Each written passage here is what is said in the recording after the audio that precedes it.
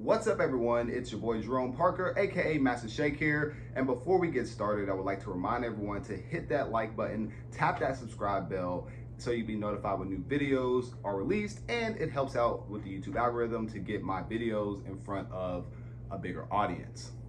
So, over the weekend, the Eviction Moratorium has been lifted, which is leaving over 10 million Americans facing eviction starting this week, and it's already begun. And in a lot of places, you're having sheriffs just knocking door to door, just evicting people left and right. And in this video, I'm going to talk about how the tech economy is indirectly and directly influencing this massive gentrification effort, because that is what it is. But before we get started, I would like to invite everyone to listen to the CoLife Podcast. It's available on all streaming platforms: Spotify, Apple Music, Google Podcasts, whatever. In this podcast, I do weekly audio essays talking about the state of events with tech and economy, the tech and politics, and I also interview fellow engineers and talk about what they have going on. If you are interested in being interviewed on the CoLife Podcast, feel free to send me a message at inquiries@jeromeparker.com, and I'll be glad to have you. Also, if you are not a patron on the Patreon, please consider doing so, because we give a lot of content from the brand that is patron exclusive. And you're also helping to fund the CoLife initiative, which I will speak about later in this video. So, this rent moratorium has been lifted. Lots of people are about to be faced with evictions. And you have a lot of people online who are really trolling the situation, talking about, well, it was their fault, they had time, we had unemployment money. But we all know that unemployment money, that STEMI money, really didn't do much. It barely kept food on the table, let alone pay the rent. So for those of you who aren't aware of what the rent moratorium was, it was basically this program where you didn't have to pay your rent until basically the end. So if you didn't pay your rent, it was just stacking. You just basically owe one big lump sum at the end. And yeah, newsflash, we've been in a pandemic for over a year. So a lot of people they don't have it, and I don't blame them. Like, a lot of people are out of work.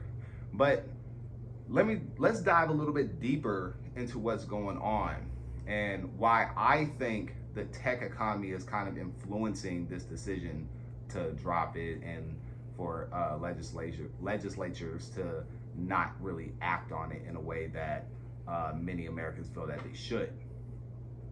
So if you look at where this moratorium is happening, it's happening around all the major urban cities, right? That's the hardest hit, hardest affected, hardest hit.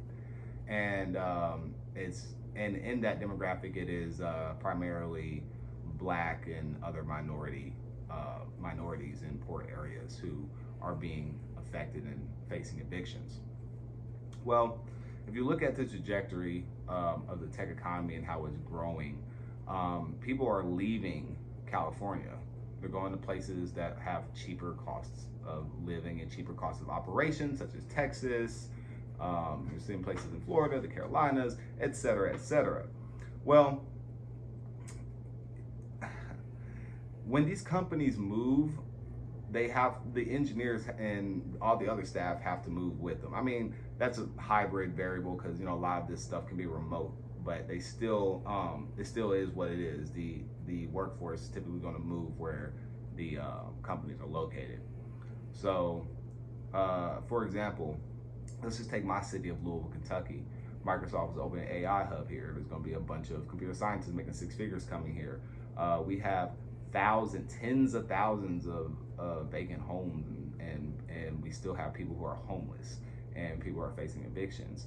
So what I opine is going to happen is, as these tech cities are moving in, they're going to be grabbing this real estate really cheap.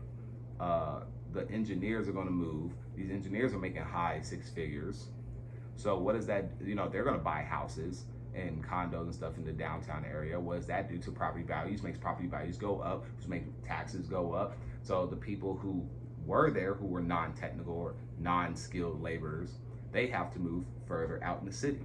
Well, what happens when the downtown area gets crowded. People start moving out to the suburbs, repeating that cycle, pushing those people out, and it makes concentric rings of gentrification. We have seen this with Silicon Valley. San Francisco used to be an affordable place to live. It used to be, an artsy town, city. A lot of hippie and all that good stuff. People could afford to live there. And now, no, if you're not in tech, you really can't afford to live in the Bay Area. You gotta live on way out in the East Bay or up north. Like, it's really, really, really expensive. It's priced out. So these tech companies are moving. They're going out to other areas, and it's a gentrification move. And this is why it is important, more important now than ever, to be tech literate in this economy. That doesn't mean that everyone has to be a programmer, has to be a network engineer, etc. But you need to at least be able to work with it and know what you're working with. So just like for those of us in America, and I'm sure it was the same in other countries, we grew up, we had to learn how to do Microsoft Word, Microsoft PowerPoint, Microsoft Excel, etc. And they always say it's prepare you for the workplace. Well, I think that basic programming and basic networking should be a part of that core curriculum. Because if you're not teaching your children to be tech literate, you're almost dooming them to poverty and to be in a lower socioeconomic class. So let this rent moratorium serve as an example. Like, you're not seeing tech workers being evicted. You're not seeing, people who work with tech being evicted. It is the quote unquote unskilled laborers, and I hate using that term. So this is why I'm doing things like my CoLife initiative, which, if you watch my previous video, I was on the news. We're teaching children how to code here in the Louisville area, and we're trying to expand this program out to all 50 states.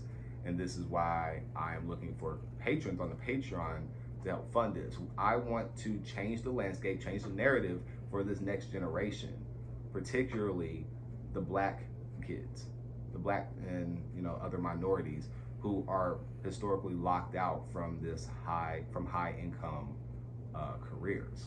And not only that, would give the ability to create more jobs. So that is my basic. Those are my basic points on why I think it's kind of tech driven. Cities are vying for these tech companies to come because that's a higher tax base that comes to those cities and therefore comes to those states. They don't care about you as a McDonald's employee working at Walmart, any entry-level job. They're automating all of that. The pandemic has accelerated automation across all the fields because everything was shut down, but companies still had to make money. So how can they make money when people are and not coming to work? Robots. Now you go on McDonald's, you just touch on a screen. Walmart, their whole plan was to have all their cashiers be automated. They never really wanted cashiers. And the only reason why they didn't do it sooner when they were building out their super centers was because the people were resistant to technology. They wanted to work with the person. The pandemic basically said, screw that. You're going to have to adapt. And not only did that affect how we as consumers interact with the economy, it also affected how workers interact with the economy. There are going to be less entry-level jobs. Like, jobs are going to be more and more specialized. Not saying that they're entirely going away, but it has come to a point where if you want to survive, you have to specialize in something. And in every facet of society and in our economy, tech is in there. So, in my opinion, the easiest way is to get into tech in some form or fashion. But these companies, watch, mark my words. As these evictions roll out, you're going to start seeing more companies come in. The people who are going to be renting out these places that were people got evicted out of, they're going to renovate them and rent them out to engineers. And they're going to be all high rise and all hipster and whatnot. I'm calling it right now. This time next year, you're going to see a massive shift over across a majority of the metropolises in the United States. If you think I'm wrong, if you think I'm right, if you have any questions, please feel free to leave a comment. Like I said, don't forget to like this video, share this video, subscribe to the channel, and tap that notification bell. And once again, everyone, if you really support the brand and you want to give back, consider becoming a patron at patreon.com/MasterShake08. I'll talk to you all later.